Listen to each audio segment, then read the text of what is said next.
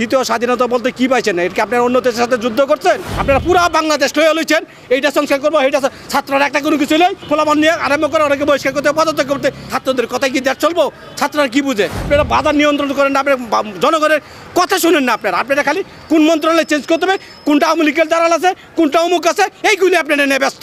8টি দিবস নিয়ে যে অন্তর্বর্তী সরকার যে এই সিদ্ধান্ত, এই অবাস্তব সিদ্ধান্ত, বাংলার জনগণ 18 কোটি জনগণ এই সিদ্ধান্ত কখনো মাইনে নেবে না। হতে পারে 15 আগস্ট এটা বাধ্যতামূলক, এই দেশের 18 কোটি মানুষের 15 আগস্ট 7ই মার্চের যে দিবসটা, এটা কখনো বাংলার মাটিতে জনগণ মাইনে নেবে না। ছাত্র জনতা যে আন্দোলনের কথা বলছেন, শুধু ছাত্রদের কথা কি দেশ চলবে? এগুলো জনগণের দেশে একতা ছিল না, আমরা ছিলাম না। দ্বিতীয় স্বাধীনতা বলতে কি পাইছেন? এটা কি আপনারা অন্য দেশের সাথে যুদ্ধ করছেন? আপনার এই দেশের ভিতরে একটা গণঅভ্যুত্থান করছেন এবং সরকারকে হটাইছেন যে কোনো একটা যুগসাজের মাধ্যমে, আমেরিকার দালালের মাধ্যমে। আমেরিকার দালালরা যে কথা বলছে, আমাদের এই ডক্টর ইউনূস সাহেব কথা বলছে। আপনারা খালি ওই যে হাইকোর্টে কী হয়েছে এইগুলি নিয়ে বিস্তারিত জনগণের কাছে গেছেন? কখনো বাধার নিয়ন্ত্রণ দিকে গেছেন? হাইকোর্টে কোন বিচারপতিকে অবসান করতে হবে, কোনটা আওয়ামী লীগের দালাল, কোনটা এটা কোনো আওয়ামী লীগের দেশের মানুষ না? আওয়ামী লীগ কি সবাই কি আওয়ামী লীগের দালাল? একটা যদি কোনো কিছু হয়, এটা আওয়ামী লীগের দালাল, আওয়ামী লীগের দালাল, এটা কি বাংলার জনগণকে মানে নিবে? যমুনা স্মার্ট রেফ্রিজারেটর, স্মার্ট লাইফে স্মার্ট রেফ্রিজারেটর। 7ই মার্চ বাসর, এটা তো আন্তর্জাতিকভাবে স্বীকৃতি এবং বাংলাদেশের প্রত্যেকটা মানুষ এটা মান্য নিছে। এখন আপনারা বলেন এটাও বাদ দিবেন, এটা কি মগের মুল্লুক? এটা মগের মুলুক না, এই দেশের জনগণ এটা কখনো মান্য নিবে না। আপনারা যা খুশি তা করতে পারেন। এখন আওয়ামী লীগ রাজপথে নেই, আওয়ামী লীগ কথাবার্তা বলতে পারে না, শুধু আওয়ামী লীগ নেই, এই দেশের বিএনপি বলেন। আপনারা ছাত্রছাত্রীদেরকে একটা হুজুক একটা বলে দিচ্ছেন, ঠিক আছে, তুই রাজাকার একটা কথা রব উড়াইছেন, ছাত্রছাত্রীদের মজক দুলাই দিয়ে আপনারা একটা পায়ে আলাইছেন। এটা হয় না, এখন সময় বুঝবে। ভাই এই চেয়ারটা হলো বহুত খারাপ জিনিস। যখন এই চেয়ারে আসবে, ছাত্রছাত্রীরা বলছে এই দেশে বৈষম্য থাকবে। এখন বৈষম্য বলতে বাংলাদেশে বিন্দু পরিমাণ আছে? বৈষম্য বলতে প্রত্যেকটা মানুষের সমান অধিকার থাকবে। এখন বৈষম্য কোথায়? একটা লোক যদি অ্যারেস্ট হয়, আপনার থানা কোর্টে গেলে আপনি ডিম মারেন, অমুক করেন, এটা কি বৈষম্য? এটা বাজার যান, যে কোনো আগে বলছে হলো এই চান্দাবাজি থাকবে না, দুর্নীতিতে কোনো কিছু থাকবে না। এখন প্রত্যেক জায়গায় চান্দাবাজি, তাই কারা করতেছে? এখন বৈষম্য কোথায়? ছাত্রদের এখন জিজ্ঞেস করে না, এখন বৈষম্যরা প্রতিরোধ করে কারা? বৈষম্য কই? বাংলার মাটিতে আছে বৈষম্য? দেখেন আপনি কোন সেক্টরটা বৈষম্য আছে আপনার দেখেন।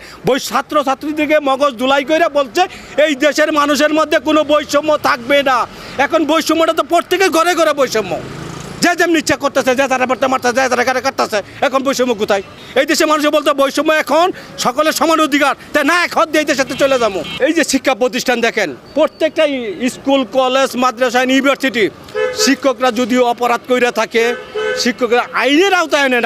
আপনি নিজের হাতে আইন তুলে নিচ্ছেন, আপনাকে শিক্ষকের জুতার মালা দিচ্ছেন, আপনাকে শিক্ষকের গাড় ধরে বাগ করতেছেন, জোর করে সাইন করাইতেছেন। এটা কোথায়? এটা কি মগের মুলুক এই দেশটা? আজকাল শিক্ষকের যে অভিশাপ কম মনে থেকে আছে, শিক্ষকরা যদি লেখাপড়া এখনো মনে থেকে একটা অভিশাপ দেয়, এই ছাত্র জীবন ধ্বংস। ছাত্র কখনো ভালো শিক্ষা অর্জন করতে পারবে না। এই ছাত্র, এই তত্ত্বাবধায়ক সরকারের উচিত সুষ্ঠু সুন্দরভাবে একটা নির্বাচনের পরিবেশ করা এবং বর্তমানে একান্ত দরকার বাজার সিন্ডিকেট। বাজারের যে অবস্থা, মানুষের মধ্যে হাকডাক, মানুষের কান্নাকাটি করতেছে। বয়স্ক লোক, আপনার বেতন আছে 20,000 টাকা, বেতন তো এখন 40,000 টাকা নাই। যেই ডিমা ছিল আপনার 40 টাকা হালি, এই ডিমের দাম এখন 65 টাকা হালি। যেই ডিমা ছিল 120 টাকা ডর্জন, এই ডিমের দাম 175 টাকা ডর্জন। আপনি জনগণের কাছে যান, আপনি নির্বাচনের একটা পরিবেশ করেন। জনগণের কাছে গিয়া কীভাবে নির্বাচনটা করতে হবে, মানুষের মধ্যে যে কষ্ট, আপনারা বাধার নিয়ন্ত্রণ করেন না, আপনার জনগণের কথা শুনেন না। আপনারা খালি কোন মন্ত্রণালয় চেঞ্জ করতে হবে, কোনটা আওয়ামী লীগের দালাল আছে, কোনটা অমুক আছে, এইগুলি আপনারা নিয়ে ব্যস্ত। আপনি জনগণের কাছে যান, জনগণ দেখেন কী চাই। জনগণ তো বর্তমানে অনেক হাকডাক। যার বেতন ছিল 20,000 টাকার, বেতন তো 40,000 টাকা হয় নাই। ও বাজারে গেতে যে জিনিস কিনছে 10 টাকা দেবে, জিনিস 20 টাকাতে কিন্তু হইতেছে। ও তো অনেক অবস্থা খারাপ। ওর সংসার কীভাবে চালাবে, ঘর ভাড়া কীভাবে, স্কুলের বেতন দিবে, ওই যাতায়াত ভাড়া কোথায় থেকে আসবে না টাকা? আপনারা এইগুলি নিয়ন্ত্রণ করেন। আপনারা পুরো বাংলাদেশ লয়ে লইছেন, এইটা সংস্কার করবো, এইটা ছাত্ররা একটা কোনো কিছু নেই, গিয়ে 20-50 জন, 100, 200, 300 ফলাফল নিয়ে আরম্ভ করে অনেকে বহিষ্কার করতে, পদত্যাগ করতে করেন। আপনি আইনের মাধ্যমে করেন। ছাত্রদের কথাই কি দেশ চলবো? ছাত্ররা কি বুঝে? আপনি বুঝেন? ছাত্ররা একটা ছাত্র বয়স হলো 18 বছর, 19 বছর, 20 বছর। এদের মেধা আর একটা বুদ্ধিজীবীর মেধা অনেক ডিফারেন্স। একটা বুদ্ধিজীবী আমলা এদেশে এইভাবে হয়ে যায় না। এখানে আমলা শুধু আওয়ামী লীগের আমলা না, বিএনপির জামাত সবারই আমলা আছে এই দেশে। ওদের মতামত নেন, ওই রাজনীতির সংগঠন যারা আছে ওদের কাছে মতামত নেন। দেশ কীভাবে কন্ট্রোল করতে পারবেন, দেশের নির্বাচন কীভাবে হবে, জনগণ কীভাবে ভালো থাকতে পারে। আমরা চাই সাধারণ পাবলিক আম জনতা দেশটা শান্তিতে হোক, কোনো শৃঙ্খলা থাকবে না, মারামারি থাকবে না, কানাকানি থাকবে না, কারোর জুলুম হবে না, সবাই সম্মিলিতভাবে আমরা একত্রভাবে থাকি।